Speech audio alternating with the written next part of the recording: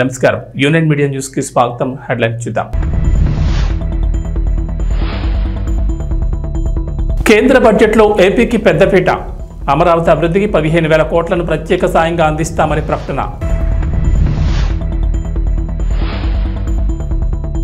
నేటి నుంచి తెలంగాణ బడ్జెట్ సమావేశాలు. పలు కీలక బిల్లులను సభలో ప్రవేశపెట్టనున్న ప్రభుత్వం.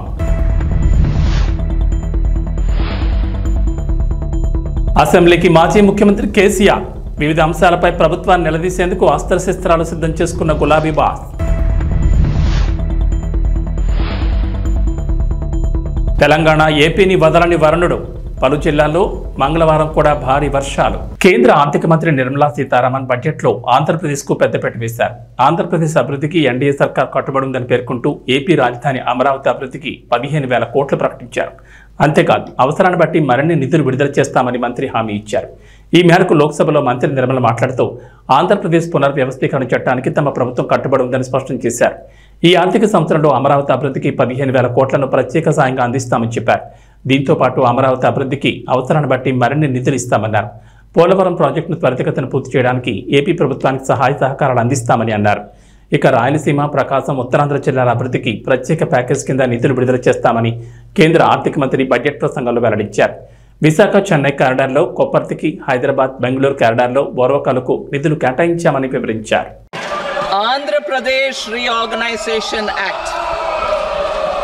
Our government has made concerted efforts to fulfill the commitments in Andhra Pradesh Reorganization Act, recognizing the state's need for the capital, recognizing the state's need for a capital. We will facilitate special financial support through multilateral development agencies.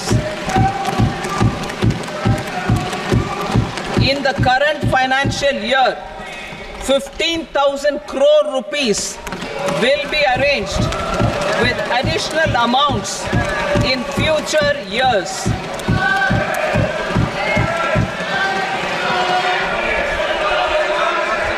Our government is fully committed to financing and early completion of the Polavaram irrigation project, which is the lifeline for Andhra Pradesh and its farmers. This will facilitate our country's food security as well. Under the Act, Andhra Pradesh Reorganization Act, for promoting industrial development, funds will be provided for essential infrastructure such as water, power, railways and roads. In Kopparthi node on the Visakhapatnam-Chennai industrial corridor and Varavakal node on the Hyderabad-Bengaluru industrial corridor. An additional allocation will be provided this year towards capital investment for economic growth. Grants for backward regions of Rayalaseema, Prakasham, North Coastal Andhra, as stated in the Act, will be provided. Andhra Pradesh రాజధాని అమరావతికి సంబంధించి మరో కీలక ముందడుగు పడింది. అమరావతికి road కనెక్టివిటీని పెంచేందుకు ప్రభుత్వం కసరత్తు చేస్తోంది. ఈ క్రమంలో చెన్నై, కోల్కతా నేషనల్ హైవే నుంచి నేరుగా రాజధానికి వెళ్లేందుకు గతంలోని సీడ్ యాక్సెస్ రోడ్డును తీసుకొచ్చింది. అయితే ఈ రోడ్డు విస్తరణకు మొన్నటి వరకు ఉన్న అడ్డంకులు ఇప్పుడు తొలగిపోయాయి. ఈ రోడ్డుకు సంబంధించిన భూమిని సమీకరణ విధానంలో ప్రభుత్వం తీసుకోనుంది. సీడ్ యాక్సెస్ రోడ్డుకు భూములు ఇచ్చేందుకు రైతులు అంగీకారం తెలిపారు. 2014-19 మధ్య అధికారంలో ఉన్న టీడీపీ ప్రభుత్వం అమరావతిలో విశాలమైన రోడ్డు నిర్మాణానికి శ్రీకారం చుట్టారు. ఈ పనులు ప్రారంభం కాక 2019 ఎన్నికల్లో వైఎస్ఆర్సీపీ అధికారంలోకి వచ్చిన తర్వాత ఆగిపోయాయి. ప్రధానంగా కరకట్ట దిగువన ఉన్న మంతెన సత్యనారాయణరాజు ఆశ్రమం వరకు ఈ రోడ్డు వచ్చి ఆగిపోయిన సంగతి తెలిసిందే. మిగిలిన చోట రైతులు భూములు ఇచ్చేందుకు అంగీకరించలేదు. వారు కోర్టును ఆశ్రయించారు. ఏపీలో కూటమి ప్రభుత్వం అధికారంలోకి వచ్చిన తర్వాత గత నెలలో ముఖ్యమంత్రిగా నారా చంద్రబాబు నాయుడు ప్రమాణ స్వీకారం చేయడంతో అమరావతికి ప్రాధాన్యం ఇచ్చారు. కూటమి ప్రభుత్వం కీలకమైన ఈ సీడ్ యాక్సెస్ రోడ్డుపై ఫోకస్ పెట్టింది. మిగిలిన సీడ్ రోడ్ పనులు ప్రారంభించేందుకు ప్రక్రియను మరింతగా వేగవంతం చేశారు. ఆంధ్రప్రదేశ్ అసెంబ్లీ సమావేశాల్లో ఆసక్తికర పరిణామాలు జరిగాయి. అసెంబ్లీ తొలి రోజు మంత్రి నారా లోకేష్, బీజేపీ ఎమ్మెల్యేల మధ్య ఆసక్తికర చర్చ జరిగింది. సభలో ముందుగా గవర్నర్ అబ్దుల్ నజీర్ ప్రసంగం అనంతరం సభ వాయిదా పడింది. ఆ తర్వాత మంత్రి నారా లోకేష్ బీజేపీ ఎమ్మెల్యేల దగ్గరకు వెళ్లి పలకరించారు. కాఫీ తాగుదామని తన ఛాంబర్లోకి ఆహ్వానించుకుంటూ వెళ్లారు. అలా ఇరు పార్టీల నేతల మధ్య ఆసక్తికరమైన చర్చ జరిగింది. ఏపీలో కొందరు వైఎస్ఆర్సీపీ నేతలు బీజేపీలో చేరాలనుకుంటున్నారనే అంశం తెరపైకి వచ్చింది. వైఎస్ఆర్సీపీ ఎమ్మెల్సీ తోట త్రిమూర్తులను బీజేపీలో చేర్చుకోబోతున్నారని, జిల్లాలో విస్తృతంగా ప్రచారం జరుగుతోందని, అది వాస్తవమేనా అని మంత్రి సత్యకుమార్ను అనపర్తి బీజేపీ ఎమ్మెల్యే నల్లమల్లి రామకృష్ణారెడ్డి ప్రశ్నించారు. తనకు తెలిసిన సమాచారం మేరకు అలాంటిదేమీ లేదని సత్యకుమార్ బదులిచ్చారు. ఒకవేళ ఎవరైనా బీజేపీలో చేరేందుకు ముందుకు వస్తే కూటమి పక్షాల నేతలు కూర్చుని మాట్లాడుకుని నిర్ణయం తీసుకుంటే బాగుంటుందని బీజేపీ ఎమ్మెల్యేలు అభిప్రాయపడినట్లు తెలుస్తోంది. అంతేకాదు కూటమిలోని టీడీపీ, జనసేన, బీజేపీలు కలిసి సమన్వయంతో తీసుకోవాల్సిన నిర్ణయాలపై ఒక కమిటీని ఏర్పాటు చేసుకోవాలనే ప్రతిపాదన తెరపైకి వచ్చింది. ఈ ఆలోచన బాగానే ఉందని లోకేష్ చెప్పగా బీజేపీ ఎమ్మెల్యేలు కూడా మంచి నిర్ణయమే అన్నారు. మొత్తానికి ఏపీలో వైఎస్ఆర్సీపీ నుంచి వలసలు ఖాయమనే చర్చ జరుగుతోంది. కొందరు నేతలు టీడీపీ, జనసేన, బీజేపీ వైపు చూస్తున్నట్టు చెబుతున్నారు. అయితే చేరికల విషయంలో మూడు పార్టీలు జాగ్రత్తలు వహిస్తున్నాయి. ఆంధ్రప్రదేశ్లో రైతులకు సంబంధించి ప్రభుత్వం కీలక నిర్ణయం తీసుకుంది. రైతులకు పంటల బీమాపై ఏర్పాటు చేసిన మంత్రులకు ఉపసంఘం సమావేశం నిర్వహించారు. ప్రధానంగా పంటల బీమా అమలుపై మంత్రులు అచ్చెన్నాయుడు, నాదెండ్ల మనోహర్, పయ్యావుల కేశవ్ సమావేశమయ్యారు. అధికారులతో కీలకంగా చర్చించారు. అలాగే మంత్రులు దిగుబడి, వాతావరణ ఆధారిత బీమా పథకాలపై వివరాలు తెలుసుకున్నారు. రాష్ట్రంలో రైతులందరికీ పంటల బీమా పథకాన్ని అందేలా చూడాలని, విపత్తు సమయాల్లో వారికి న్యాయం జరిగేలా విధానాలు అమలు చేయాలని వ్యవసాయ శాఖ మంత్రి కింజరాపు అచ్చెన్నాయుడు అధికారులను ఆదేశించారు. అంతేకాదు గత ప్రభుత్వంలో మామిడి రైతులకు బీమా అమలు చేయలేదని, ఈసారి మామిడి కూడా బీమా వర్తింపు చేయాలన్నారు. కేంద్ర ప్రభుత్వం సూచించిన విధానాల్లో రైతుల పంటల బీమా పథకానికి సంబంధించి ఉత్తమ విధానం అమలు చేయాలన్నారు మంత్రులు. గత వైఎస్ఆర్సీపీ ప్రభుత్వంలో బీమా వ్యవస్థను చిన్నాభిన్నం చేశారని, ప్రీమియం చెల్లింపులు సక్రమంగా జరగలేదన్నారు. ఇకపై అలా జరగడానికి వీల్లేదని, దిగుబడి, వాతావరణ పరిస్థితులను బట్టి బీమా అమలు అవకాశాలపై వ్యవసాయ, ఉద్యాన శాఖల ఉన్నతాధికారులతో మంత్రులు చర్చించారు. పంటల బీమా అమలు, పరిహారం వంటి కీలక అంశాలపై ముఖ్యమంత్రి నారా చంద్రబాబు నాయుడుకు నివేదిక అందజేయనున్నట్లు మంత్రులు తెలిపారు. ఇటీవల సీఎం చంద్రబాబు కూడా పంటల బీమా అమలుపై కీలక సూచనలు చేశారు. నేటి నుంచి తెలంగాణ రాష్ట్ర బడ్జెట్ సమావేశాలు ప్రారంభమయ్యాయి. ఉదయం 11 గంటలకు అసెంబ్లీ సమావేశాలు ప్రారంభం కాగా ముందుగా దివంగత ఎమ్మెల్యే లాస్యాన్ అంత్యకు సభ్యులు సంతాపం తెలిపారు. అనంతరం బిజినెస్ అడ్వైజరీ కమిటీ సమావేశంలో అసెంబ్లీ నిర్వహణ, చర్చించాల్సిన అంశాలు మొదలైన వాటిపై ప్రభుత్వం నిర్ణయం తీసుకోనుంది. ఈ సమావేశాల్లో స్కిల్ యూనివర్సిటీ, ధరణి పోర్టల్ సమస్యల పరిష్కారం, విద్యా కమిషన్, రెవెన్యూ తదితర బిల్లులకు సంబంధించిన పలు కీలక బిల్లులను ప్రభుత్వం ప్రవేశపెట్టనున్నట్లు తెలిసింది. ఇదిలా ఉండగా ఈ సమావేశాల్లో నిరుద్యోగులకు సర్కార్ తీపి కబురు చెప్పనుంది. ప్రతి ఏడాది జాబ్ క్యాలెండర్ ప్రకటిస్తామని ఎన్నికలకు ముందు కాంగ్రెస్ హామీ ఇచ్చింది. ఇటీవల సీఎం రేవంత్ రెడ్డి కూడా ఈ విషయంపై క్లారిటీ ఇచ్చారు. తాము జాబ్ క్యాలెండర్ కట్టుబడి ఉన్నామని చెప్పారు. ప్రభుత్వ శాఖల్లోని అన్ని ఖాళీలను భర్తీ చేస్తామన్నారు. నిరుద్యోగులకు ఉద్యోగాలు కల్పిస్తామన్నారు. ప్రతి సంవత్సరం మార్చి 31 లోపు అన్ని శాఖల్లో ఏర్పడిన ఖాళీలను గుర్తిస్తామన్నారు. జూన్ 2 నాటికి నోటిఫికేషన్ ఇస్తామని, ఎంపికైన అభ్యర్థుల చేతుల్లో డిసెంబర్ 9 లోపు నియామక పత్రాలు పెట్టాలన్నదే తమ ప్రభుత్వ ధ్యేయమని రేవంత్ చెప్పారు. ఈ మేరకు నేటి నుంచి ప్రారంభమయ్యే అసెంబ్లీ సమావేశాల్లో భాగంగా ప్రభుత్వం జాబ్ క్యాలెండర్ను ప్రకటించనుంది. దాదాపు 50,000 ఉద్యోగాలతో ఈ క్యాలెండర్ ఉంటుందని అంచనా వేస్తున్నారు. దీంతో నిరుద్యోగుల్లో కొత్త ఆశలు చిగురిస్తున్నాయి. పలువురు ఉద్యోగార్థులు కోచింగ్ సెంటర్ల వైపు పరుగులు తీస్తున్నారు. తెలంగాణ ప్రభుత్వం ఆరోగ్యశ్రీ పథకం కింద పేదలకు ఉచిత వైద్యం అందిస్తున్న సంగతి తెలిసిందే. గతంలో 5 లక్షల వరకు పరిమితుండగా కాంగ్రెస్ అధికారంలోకి రాగానే పరిధిని 10 లక్షలకు పెంచారు. అంటే 10 లక్షల వరకు పేదలు ఉచితంగా వైద్యం చేయించుకోవచ్చు. తాజాగా ఆరోగ్యశ్రీ ప్యాకేజీల ధరలను పెంచుతూ ప్రభుత్వం కీలక నిర్ణయం తీసుకుంది. ఈ మేరకు ప్రభుత్వ ఉత్తర్వులు జారీ అయ్యాయి. దీంతో పాటుగా కొత్తగా 163 చికిత్సలను ఆరోగ్యశ్రీ పథకంలో చేరుస్తూ నిర్ణయం తీసుకుంది. ప్రస్తుతం ఆరోగ్యశ్రీ పథకంలో 1672 చికిత్సలు అందిస్తుండగా వీటిలో 1375కు సంబంధించిన ప్యాకేజీలను పెంచారు. మరో 297 చికిత్సల ధరలను గతంలో ఉన్న విధంగానే ఉంచినట్లు ఉత్తర్వుల్లో వైద్య ఆరోగ్య శాఖ వెల్లడించింది. సామాన్య ప్రజల ఆరోగ్యమే లక్ష్యంగా తమ ప్రభుత్వం ముందుకెళ్తోందని వైద్య ఆరోగ్య శాఖ మంత్రి దామోదర్ రాజనరసింహ అన్నారు. పెరిగిన ప్యాకేజీలు, కొత్తగా చేర్చిన చికిత్సలతో ప్రతి ఏడాది ప్రభుత్వంపై 600 కోట్ల మేర అదనపు భారం పడుతుందని చెప్పారు. కొత్తగా సవరించిన 1375 చికిత్సల ప్యాకేజీల రేట్లు సగటున 20% వరకు పెరిగాయని చెప్పారు. తాజాగా చేర్చిన 163 చికిత్సలతో కలిపి మొత్తం 1835 చికిత్సలకు 10 లక్షల వరకు పేదలకు ఉచిత వైద్యం అందుతుందని మంత్రి వెల్లడించారు. ఉస్మానియా, గాంధీ, నిమ్స్, ప్రైవేట్ ఆసుపత్రుల స్పెషలిస్టులతో ఏర్పాటు చేసిన ప్రత్యేక కమిటీ ఇచ్చిన విలువైన సూచనల మేరకు కొత్తగా 163 చికిత్సలను ఆరోగ్యశ్రీలో చేర్చినట్లు చెప్పారు. భారత రాష్ట్ర సమితి అధినేత మాజీ ముఖ్యమంత్రి కె చంద్రశేఖరరావు ఎట్టకేలకు తొలిసారి ప్రతిపక్ష హోదాలో అసెంబ్లీలో అడుగుపెట్టారు. గత ఏడాది చివరిలో జరిగిన అసెంబ్లీ ఎన్నికల్లో బీఆర్ఎస్ ఘోర పరాభవం తర్వాత కేసీఆర్ సమావేశాలకు హాజరు కాలేదు. ఎమ్మెల్యేగా ప్రమాణ స్వీకారం సమయంలో ఆయన కాలుకు సర్జరీ కావడంతో అసెంబ్లీ సమావేశాల సమయంలో కాకుండా ఆ తర్వాత స్పీకర్ కార్యాలయానికి వెళ్లి ప్రమాణం చేశారు. ఆ తర్వాత జరిగిన సమావేశాలు కూడా కేసీఆర్ హాజరు కాలేదు. దీంతో అధికార కాంగ్రెస్ పార్టీ బీఆర్ఎస్ పై కేసీఆర్ పై తీవ్ర విమర్శలు గుప్పించారు. ఈ క్రమంలోనే తాజాగా కేసీఆర్ సభా సమావేశాలకు హాజరు కానుండడం తీవ్ర ఆసక్తికరంగా మారింది. వివిధ అంశాలపై ప్రభుత్వాన్ని నిలదీసేందుకు కేసీఆర్ అస్త్రశస్త్రాలు సిద్ధం చేసుకున్నారని గులాబీ వర్గాలు పేర్కొంటున్నాయి.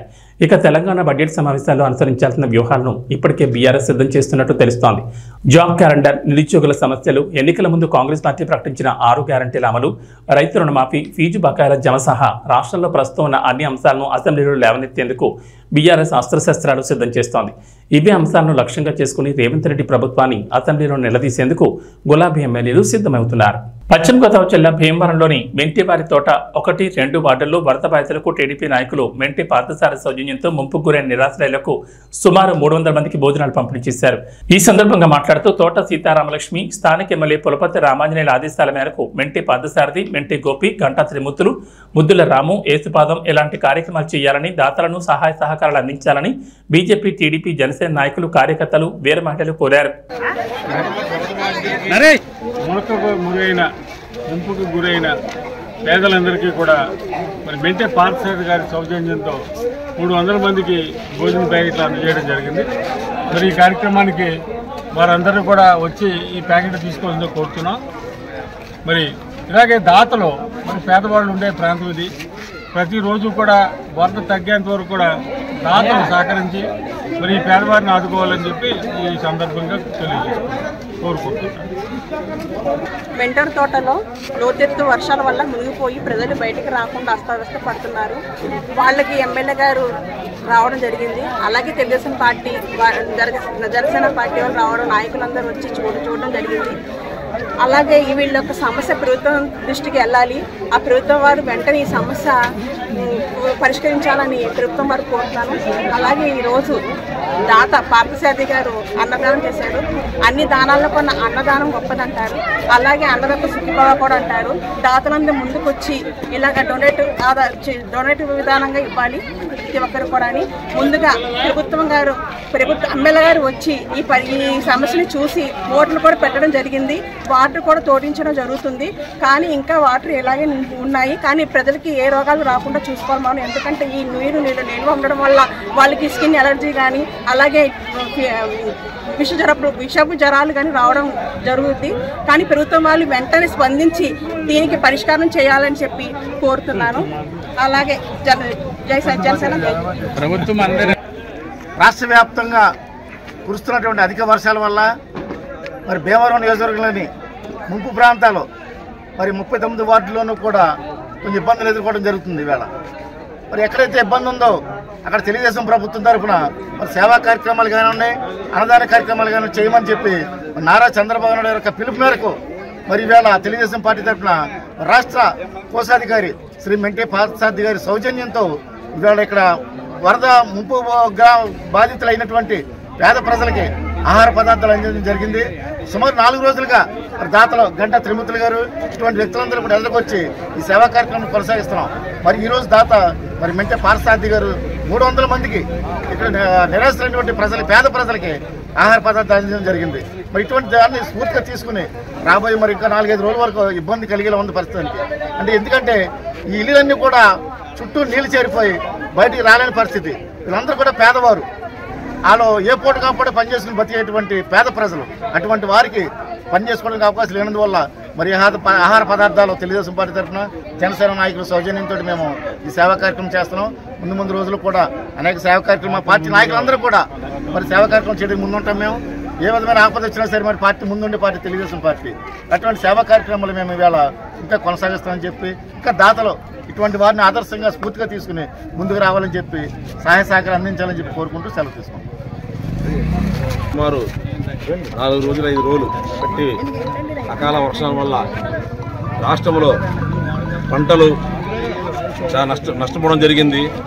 అలాగే ఇక్కడ 1, 2 వార్డు అలాగే 35, 36 వార్డు కూడా బాగా పల్లం. పల్ల ఏరియా అవుతుంది వల్ల పక్కన మాకు మా భీమవరంలో ఎరందూరు కాలువ మురికాలు ఉండటం వల్ల వాటర్ కోటింగ్కి బయటకు వచ్చేసి అలాగే మిరమిర కోడి కూడా వాటర్ ఉప్పొంగి రోడ్డు మీద రావడం వల్ల ఇక్కడ పల్లం ప్రాంతం అయ్యి ఇక్కడంతా కూడా పేదవారి నివాసంతో ఉంటారు. వాళ్ళకి చాలా ఇబ్బందిగా ఉండడం, అలాగే ఇళ్లలోకి వాటర్ రావడం జరిగింది. అలాగే రాష్ట్ర అధ్యక్షులు మా సీఎం గారు ఆదేశాల మేరకు, అలాగే మా నియోజకవర్గ ఇన్ఛార్జి సీతామహాలక్ష్మి ఆదేశం మేరకు, అలాగే మా అంజిబాబు గారు కూడా, మా ఎమ్మెల్యే అంజిబాబు గారు మొత్తం అంతా తిరిగి నియోజకవర్గం అంతా కూడా ఎక్కడ ఏ సమస్య ఉన్నా ఈ ఒక వర్షం వల్ల కానీ ఈ వాటర్ వల్ల కానీ ఇబ్బందులన్నీ కూడా ఆయన అధికారులకి ఆదేశించి ఎవరికి ఏ ఇబ్బంది ఉన్నా సరే ఏ ఇబ్బంది రాకుండా దగ్గర చూడమని ఆయన చెప్పడం జరిగింది. అలాగే మా పార్టీ కార్యకర్తలు నాయకులు అందరం కూడా ఏకమయ్యి వీళ్ళెవరికి ఏ ఇబ్బంది లేకుండా తెలుగుదేశం ఆధ్వర్యంలోని ప్రతిరోజు కూడా ఉదయం సాయంత్రం కూడా ఇలాగ భోజనాలని ఇతర సమస్యలు పరిష్కరించి భోజనాలు ఏర్పడడం జరిగింది. ఈ రోజు మా గురువనీలు మెంటే బాసాది ఆధ్వర్యంలో 300 మందికి ఈ భోజనం ప్యాకెట్లు పంచడం జరిగింది. గోస్తని నదికి గండిపడి ముంపుకు గురైన గుత్తలవారిపాలెం ఎస్టీ కాలనీలో జిల్లా కలెక్టర్ నాగరాణి క్షేత్రస్థాయిలో పర్యటించి కాలనీ వాసులకు ధైర్యం చెప్పారు. గోస్తని నదికి గండిపడిందని తెలిసిన వెంటనే జిల్లా కలెక్టర్ నాగరాణి హోటాహోటా పాలకోడేరు మండలం మోగల్లు గ్రామం గుత్తలవారి గ్రామానికి చేరుకుని గండిపడిన ప్రాంతాన్ని కట్టడి చేసేందుకు యుద్ధ ప్రాతిపదికన అధికారులను ఆదేశిస్తూ పర్యవేక్షించారు. గుత్తలవారిపాలెం ఎస్టీ కాలనీలో ఉన్న ప్రతి కుటుంబాన్ని పలకరిస్తూ మీకు ఆధార్ కార్డులు ఉన్నాయా, రేషన్ అందుతుందా, ఎవరికైనా అనారోగ్యం ఉందా, మీ మగవారు ఏం చేస్తారు, మీరేం చేస్తారని ఆరా తీశారు. కాలనీ వాసులు బదిలిస్తూ ఆధార్, రేషన్ కార్డులు ఉన్నాయని బదిలిచ్చారు. మగవారు చేపలు పడతారని, మేము చేపలు అమ్ముతామని తెలిపారు. తాగునీటికి ఇబ్బందిగా ఉందని, డ్రైనేజీ లేక ఇబ్బంది పడుతున్నామని కలెక్టర్ దృష్టికి తీసుకొచ్చారు. వెంటనే తాగునీటిని అందించేందుకు చర్యలు తీసుకోవాలని ఆర్డీఓను ఆదేశించారు. నీటి ప్రవాహం తగ్గిన తర్వాత డ్రైనేజీ ఏర్పాట్లపై పరిశీలన చేస్తామని బదులిచ్చారు. పిల్లలు బాగా చదువుకుంటున్నారా, స్కూల్కి వెళ్తున్నారా అని పిల్లల్ని ప్రశ్నించారు. బాగా చదువుకోవాలని తెలిపారు. నివాస ప్రాంతాల వరకు నీరు రావడం వల్ల పాములు, తేళ్లు వచ్చే అవకాశం ఉందని, పాము కాటుకు అవసరమైన మందులను సిద్ధంగా ఉంచుకోవాలని వైద్య సిబ్బందిని ఆదేశించారు. మెడికల్ ఆఫీసర్తో కలిసి క్షేత్రస్థాయిలో ఇంటింటికి పర్యటించాలని, వారి ఆరోగ్య విషయాలు తెలుసుకుని అవసరమైతే వైద్యం అందించడంతో పాటు మందులను కూడా అందజేయాలని స్థానిక ఏఎన్ఎంలను ఆదేశించారు. జిల్లా కలెక్టర్ వెంట భీమవరం రెవెన్యూ డివిజనల్ అధికారి వి శ్రీనివాసులరాజు, పాలకోడేరు ఎంపీడీఓ అనూహ్య, రెవెన్యూ, సచివాలయం సిబ్బంది, ఏఎన్ఎం తదితరులు పాల్గొన్నారు.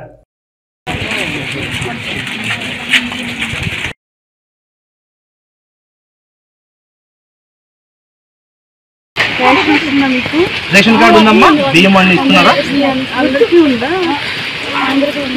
బాబు? వీళ్ళకి అన్ని రేషన్ కార్డులు ఎవరికి ఇళ్లలోకి ఇక్కడేం రాలేదు. అక్కడ వైట్ గా కనిపిస్తుంది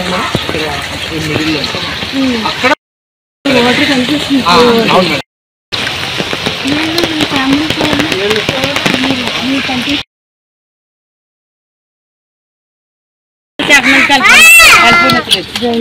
డ్రైనేజ్ అండి.